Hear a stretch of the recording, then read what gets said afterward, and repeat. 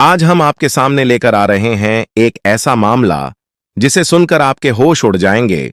ये कहानी है उत्तर प्रदेश के मुजफ्फरनगर जिले की, दूधाधारी थाना क्षेत्र के एक छोटे से गांव की। यहां ना कोई बड़ा शहर था, ना कोई सुख सुविधाएं। यहां तो बस छोटे छोटे स्लम थे, झुग्गी झोपड़ियां थीं और एक ईंट का भट्टा था, जहां गरीब लोग अपनी 2 वक्त की रोटी के लिए दिन रात मेहनत किया करते थे। इस भट्टे का मालिक था बनवारी लाल, 55 साल का आदमी, और उसका बेटा गोविंद, जो 30 साल का था। गोविंद की एक ही आदत थी, रंगीन मिजाजी। वह आए दिन शहर के उन अड्डों पर जाया करता था जहां महिलाएं अपना जिस्म बेचा करती थीं। बनवारी लाल परेशान था, लेकिन गोविंद किसी की नहीं सुनता था। भट्टे पर एक मुंशी भी था, कालू, सख्त मिजाज का इंसान। मजदूरों से ऐसे बात करता था जैसे वो उनका गुलाम हो। और इन्हीं मजदूरों में था जीतू, 22 साल का अनाथ लड़का। जब वो 10 साल का था, भट्टे पर एक हादसे में उसके माता पिता दबकर मर गए थे। तब से जीतू अकेला था, झुग्गी में रहता था, भट्टे पर काम करता था। उसके साथी बड़े होकर शादी कर रहे थे, लेकिन जीतू की शादी कौन करवाता, उसके लिए रिश्ता कौन लाता? वो तो बिना मां बाप का था। लेकिन जीतू के मन में एक अरमान था, एक साथी चाहिए था। और तभी इस गांव में आई भूरी, 20 साल की, बेहद खूबसूरत। उसके बाल थोड़े भूरे थे, इसीलिए नाम पड़ा भूरी। लेकिन भूरी की किस्मत में सुख कहां था। उसकी शादी तो हो चुकी थी, लेकिन उसका पति शादी के कुछ ही दिनों में मर गया। तब से भूरी विधवा थी। समाज ने उसे कुलक्षणी कहा, उसके पैरों को कोसा। उसके माता पिता परेशान थे कि इस बला को कैसे टालें। और फिर किसी ने कहा, गांव में एक जीतू नाम का लड़का है, जिसे कैसी भी लड़की मिल जाए वो शादी करने को तैयार है। भूरी के माता पिता जीतू से मिले। उन्हें जीतू पसंद नहीं आया, एकदम साधारण सा, गरीब, अनाथ। लेकिन मजबूरी थी, उन्हें भूरी को कहीं ना कहीं बैठा देना था। शादी तय हो गई। जीतू खुशी से पागल हो गया। उसे यकीन ही नहीं हुआ कि इतनी खूबसूरत लड़की उसकी पत्नी बनने आ रही है। शादी के दिन भूरी ने लंबा घूंघट लिया था। जीतू ने उसका चेहरा नहीं देखा था। फेरे हुए, विदाई हुई। जब भूरी जीतू के घर आई तो जीतू के अरमानों को उड़ान मिली। पहली रात बहुत खूबसूरत थी। जीतू की सारी मुरादें पूरी हो गईं। अगले दिन मुंह दिखाई की रस्म थी। सारे गांव वाले बारी बारी आ रहे थे। जब भूरी का घूंघट उठा तो सबकी आंखें फटी रह गईं। इतनी खूबसूरत लड़की ये जीतू को कैसे मिल गई? यह बात जंगल में आग की तरह फैली। और जल्द ही यह खबर भट्टे के मालिक बनवारी लाल, उसके बेटे गोविंद और मुंशी कालू तक भी पहुंच गई।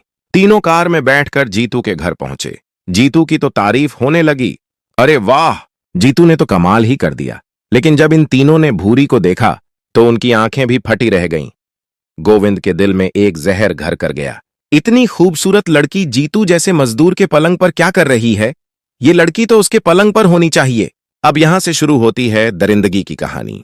गांव के लड़के, जिन्हें आप मुसंडे कह सकते हैं, वो रात का इंतजार करने लगे। जैसे ही रात होती, जीतू भूरी के साथ अपनी झोंपड़ी में जाता और ये लड़के झोंपड़ी की दरारों से झांकने लगे। कई बार उन्हें वो नजारा दिख भी जाता। जीतू और भूरी को कुछ पता नहीं था। फिर कालू ने एक चाल चली। उसने जीतू से कहा, देख, तुम्हारी शादी हो गई है, खर्चे बढ़ जाएंगे। अपनी पत्नी भूरी को भी भट्टे पर काम करने ले आओ। 2 लोग कमाएंगे तो घर चलेगा। जीतू ने भूरी से पूछा। भूरी मान गई। अब भूरी भट्टे पर काम करने लगी। दिहाड़ी मिलती थी, लेकिन कालू की नीयत साफ नहीं थी। एक दिन उसने भूरी को लालच दिया, 4 गुना दिहाड़ी दूंगा अगर तुम वो काम करो जो अपने पति के साथ करती हो। भूरी आग बबूला हो गई। उसने कालू को साफ मना कर दिया। कालू ने धमकी दी, भट्टे से निकलवा दूंगा, चूल्हा तक नहीं जलेगा। भूरी ने कहा, हम मजदूर हैं, कहीं और काम कर लेंगे। और वो उसी दिन आधा काम छोड़कर घर चली गई। जीतू परेशान हुआ। भूरी ने आंखों में आंसू भरकर कहा, मुझे कल से भट्टे पर नहीं जाना। जीतू ने पूछा, क्यों? भूरी ने कहा, तुम मत पूछो। जीतू ने कहा, ठीक है, मैं अकेले डबल मेहनत कर लूंगा। लेकिन जब शाम को मजदूरी बांटने का समय आया तो कालू ने जीतू को कहा, तुम और भूरी दोनों आधा आधा दिन किए हो, आज कोई मजदूरी नहीं मिलेगी। यहां एक नया मोड़ आता है। गांव में एक लड़का आता है, महेश, मुंबई से आया था। उसका काम था डॉक्यूमेंट्री फिल्म बनाना। वो इस गांव की मजदूरों की जिंदगी पर फिल्म बनाना चाहता था। बनवारी लाल से परमिशन ली। रहने के लिए उसे कोई जगह नहीं मिली। तब जीतू ने कहा, मेरी झोंपड़ी में रह लो, किराया दे देना। महेश जीतू के घर रहने लगा।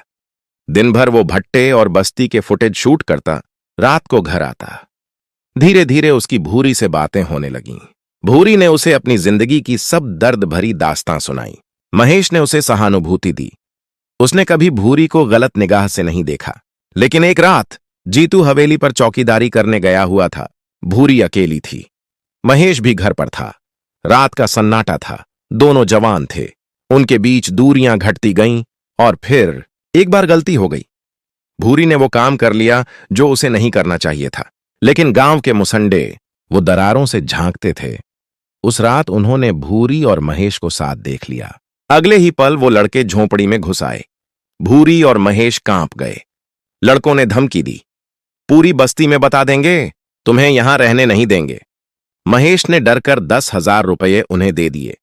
लेकिन लड़कों ने कहा, पैसे तो मिल गए, लेकिन भूरी को माफी कैसे मिलेगी? और फिर उस रात 3-4 लड़कों ने बारी बारी से भूरी के साथ वही किया जो महेश ने किया था। भूरी रोती रही। कोई सुनने वाला नहीं था। यहीं से भूरी की कहानी दर्द की आग में बदल गई। दूसरे दिन यह बात पूरी बस्ती में फैल गई। अब कोई भी आदमी, चाहे बूढ़ा हो, जवान हो, भूरी के पास आने लगा। वो धमकी देते, तेरी सच्चाई हमें पता है, हमारी बात नहीं मानेगी तो सबको बता देंगे। भूरी डर गई। उसने कभी पुलिस में शिकायत नहीं की। वो चुप रही।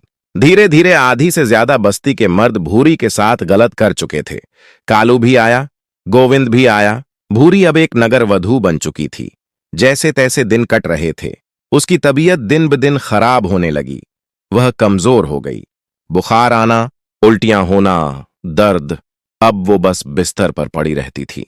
फिर भी जो भी आता उसके साथ जबरदस्ती कर जाता। एक दिन जीतू और भूरी अस्पताल गए। डॉक्टरों ने कई टेस्ट किए। कुछ दिनों बाद रिपोर्ट आनी थी। जीतू बनवारी लाल के यहां चौकीदारी कर रहा था। उसने कहा, साहब, मुझे भूरी की रिपोर्ट लेनी है।